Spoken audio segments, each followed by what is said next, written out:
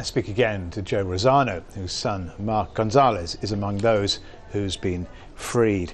Joe, can you tell us once again, for a new audience, how you felt when you heard the news that your son was going to be released?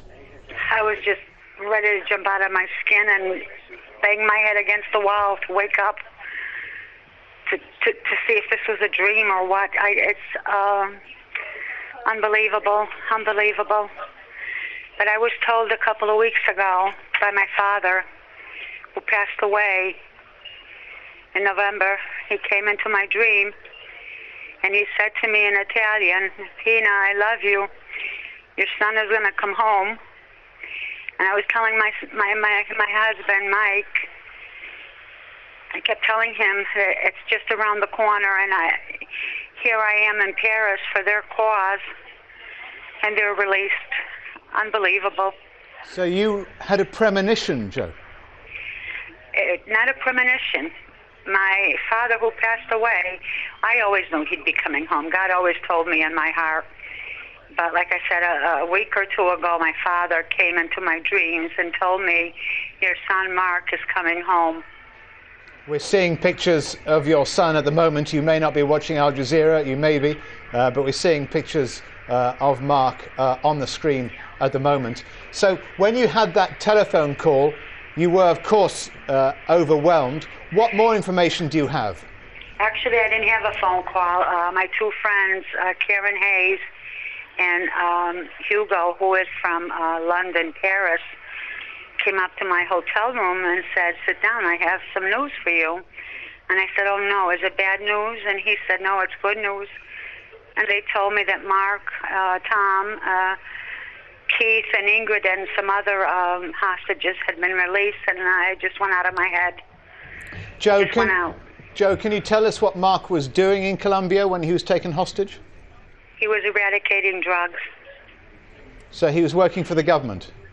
The company he works for is contracted by the Defense Department of the United States. Have you been able to get any messages to him over the years?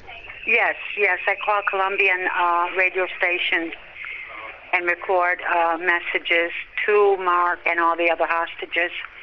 And I pray with them, and I tell them to be strong, stay strong, and I tell them the faith and trust in God produces miracles, because I'm one of them.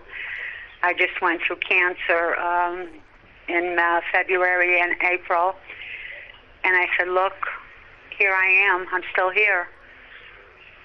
And why were you in Paris for this news? Ironic.